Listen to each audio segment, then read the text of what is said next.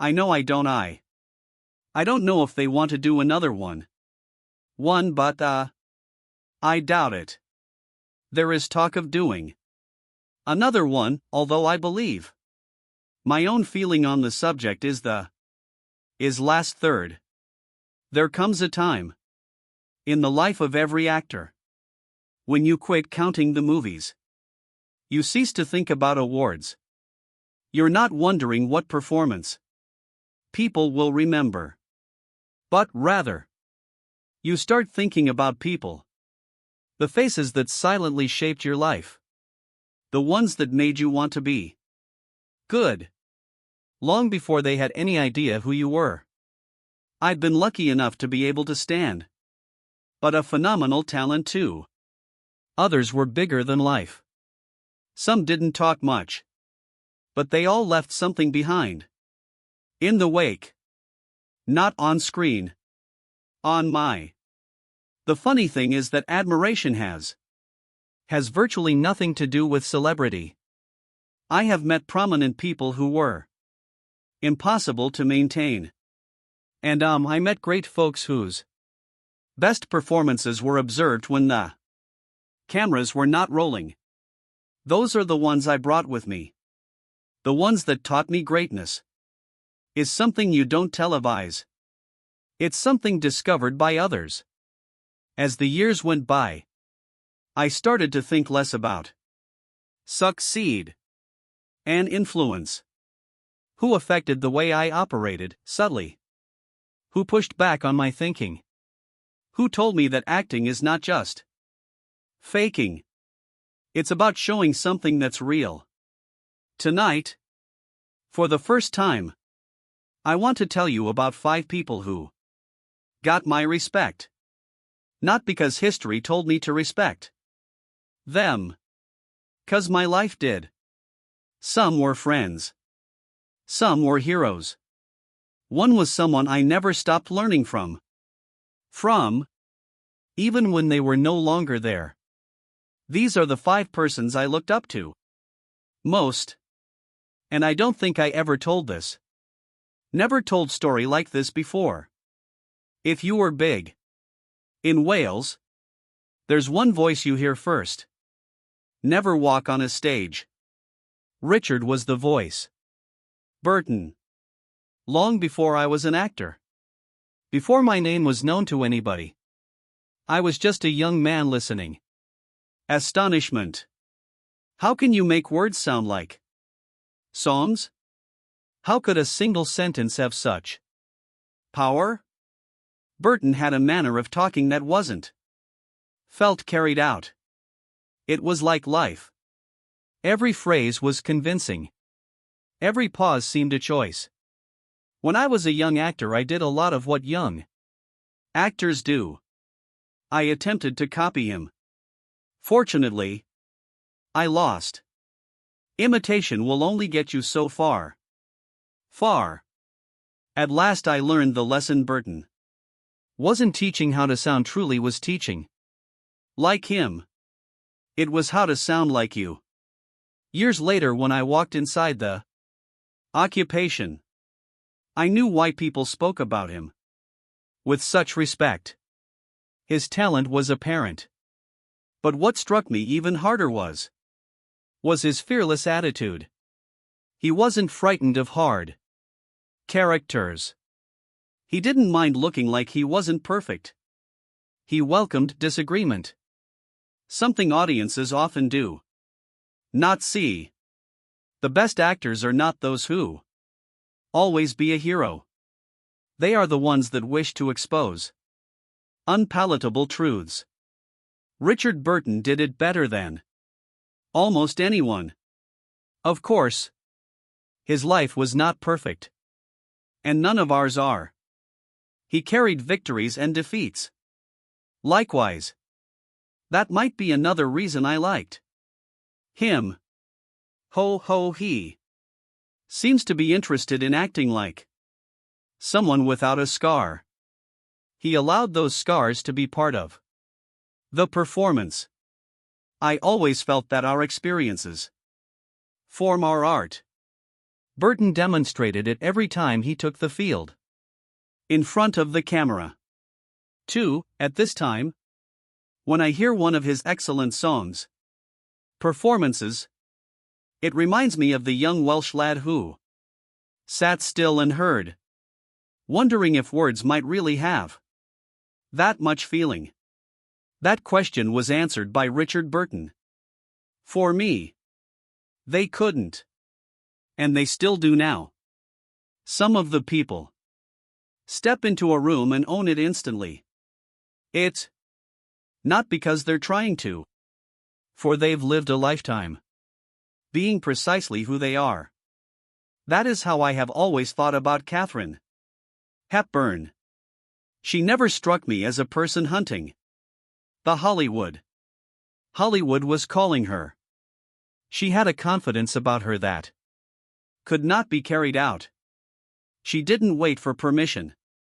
She didn't bow at every passing tendency. She just stayed herself. And somehow, that lasted forever. I can't tell you how much I admire that. Actors spend years looking for authenticity. Katharine seems to have it from the first of all. When I saw her performances, never saw someone trying to impress an public. I observed a person who told the truth. Sometimes softly. Sometimes with astonishing force. But always with the truth. I have always thought audiences are aware of honesty long before they method recognize. Technique can be taught. There is no truth. Whenever Katharine would remind me of that, I watched her work. She was smart as hell. Not simply in the manner in which she delivered a line, because in all the choices that she had made. Her professional life. She refused to be turned into herself what was required of her. That takes some balls. Especially in an industry that is focused on expectations. Countless actresses have become stars. Some turned into Katharine Hepburn. More rare. She was a person. As I have become older, the more I value folks who are comfortable standing on its own. Easy to follow flow. It's far difficult to trust yourself. Instincts. And that's what she did. Year after year. Decade on decade. And somehow and she never appeared lost. What an outstanding achievement. Awards are, ultimately, history. Box office numbers dwindle away. Even excellent performances get rediscovered by newer generations. But character lives a lot longer. When I think about Katharine Hepburn today, that's the term that pops to mind. Character. The unforgettable women she not only depicted on screen, but the woman she decided to be when the camera stopped. As for me, that may have been her biggest all's performance. There are actors that you will admire their discipline. There are some that make you admire their brains. And then there are the rare handful who are almost tough to describe in words. One of the guys was Peter O'Toole. When I had really seen him for the first time, I wasn't studying his technique. I was attempting to work out how a person possibly be so vibrantly alive on TV. He was unpredictable, which intrigued me. You could never fully know where the scene was going. Not for want of prudence. Because he believed in instinct. That's a risky thing for an actor to do. Instinct may take you places extraordinary. Or in some no audience will follow. Somehow Peter recognized the difference. He could make a character feel bigger than the life. Then, at the exact next instant, display a calm despair that nearly took you by surprise. That balance is quite hard. In my career, I've been searching for truthfulness in all the positions. Honesty does not, as Peter told me, ever come in quiet. And sometimes it comes by daring, by risk, by refusing to play a part the safe method. I admire that much. Many people recall his brilliance. I recall how he was brave. Never seemed interested in offering the audience precisely what they wanted. He gave them something of more value. Anything real. I've always felt an actor should be curious. The day you believe you've got this career, you likely have ceased developing. Peter never struck me as the type to thought he had all the answers. Despite being ranked in the world's the most famous actors, there was a sense of discovery in his job. That touched me. 'Cause I never wanted acting to be routine. I wanted to be like the other role. Inquiry to be answered. Watching Peter was a reminder that the bad guy is uncertainty. Sometimes, it's what keeps a performance alive. Years went by. Then new generations came. Styles altered. Cinema transformed. But every time I go back to one of Peter's O'Toole's performance, I'm reminded that real art doesn't belong to any particular time. It's for folks willing to take chances. People who are willing to reveal their imagination, even if failure is an option. That's why Peter O'Toole never felt like a wonderful actor for me too.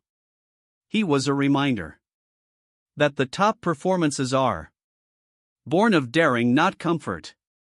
There are certain names you hear as young actors. Names that appear nearly unassailable. To me, one of them was Laurence Olivier. Before I came to know him, I knew his character. He was spoken of in a sort of devotion normally afforded to legends. They spoke of his discipline, his mastery of language, his extraordinary ability to disappear into a role. I wondered, of course, if anyone could really deserve such a reputation. Then I was privileged to collaborate with him, and what astonished me was not his excellence. It was his devotion. By this time, he had nothing to prove anymore. He has already gained the respect of the globe. He may have depended on reputation all by himself. He never did it. He was prepared, focused, entirely engrossed in the work. Watching him teach me a lesson I'll never forget. Talent can knock at a door, but it is discipline that keeps it ajar. People think of great actors as often as just have a knack for it. What they do not see is the life spent perfecting that present. Laurence knew this better than anyone. Every movement mattered. Every pause was deliberate. Even the simplest scene was worth it. Honesty. That reverence for the trade was so profound that made a lasting influence on me. Also, I liked something less evident: his humility to the work. He wasn't trying to remind everyone who'd Laurence Olivier was. He was attempting to serve the narrative. That's a significant difference. Too many performers like to be recalled. Laurence wanted the audience to recall the part. These are quite distinct goals. As the years rolled on, I found myself thinking more about him. Oftentimes, especially before starting a challenging role, when I have been unsure, I thought of his example. Get ready. Keep asking questions. Respect the words. Trust your audience. Easy ideas. Yet, they are the basis of a life. People occasionally wonder if I ever felt intimidated standing next to someone like Laurence Olivier. The fact is, for the first couple of seconds, totally. But that feeling quickly grew. Thankfulness. Not only acting alongside me because I was a story I was learning from a one. Some lessons are learned in the classroom. Others come in gently. Around a movie set. Without speaking. Without trumpet. Just by watching someone give it all. Ounce of themselves to the craft they love. I got one of those from Laurence Olivier. Lessons. And I've been with it ever since. People think the largest actors are the noisiest. The largest entrances. The loudest voices. The performances that everyone remembers. Straight away. I've found that the contrary can be true. Sometimes. Also the greatest artist in the room. The most silent. That's the way I remember Sir John Gielgud. Before I even met him, I knew the legend. His mastery of Shakespeare had become nearly mythological. Young performers said his name with huge regard. Many thought no one understood speech in quite the manner he did. When I get to see finally work him, I knew why. He did not insist on a performance. He let you in it. No needless movement. No impressing attempts. No tinge of self-conceit. Only entire faith in the words. That requires extraordinary confidence. Most performers are terrified of quiet. We are afraid that if we are not doing something else, people will lose interest in. John taught me the reverse. There is a voice in silence. If it's honest, people will hear. And I've taken that lesson with me throughout my whole career. In several of my more subdued appearances, the moments audiences remember best. It's not the speeches. They are the pauses. The pause before an answer. The word that means more than discourse ever might be. Some of my understanding I owe to John Gielgud. But what impressed me more than his artistry was his liberality. He never put himself about as if he thought he had nothing else to learn. He hearkened. He said. He had respect for the younger actors. It's not as common as people think. True greatness doesn't need to be constant acknowledgements. It has no need to prove itself. I've met talented performers who required. Everyone knew how gifted they were. But John was different. He allowed the work to speak first. And somehow, it always has. As I became older, I found that admiration is not so much about ability, talent, father of talent. Careers are over. Awards collect dust. What is left? Is the example someone leaves in their wake? I'll never forget the example John Gielgud left. Forget. He proved to me that acting isn't growing to be larger than life. It's about being truthful enough. Recognizes another human being. Themselves on your show. In my opinion, that is the ultimate purpose this profession can be. I will be remembered for Hannibal Lecter. Possibly some different film entirely. I'm not too worried about that. No more. It matters if I am approaching the work with the same integrity I saw in people like John. If I could even do a bit of that, then I'd been exceptionally lucky. And as I look back at each step, each suite, all those faces I can't forget, met, one name still silently rises above the sleep. Not because he craved an audience. since he didn't have to. Sir John Gielgud reminded me that the real greatness whispers.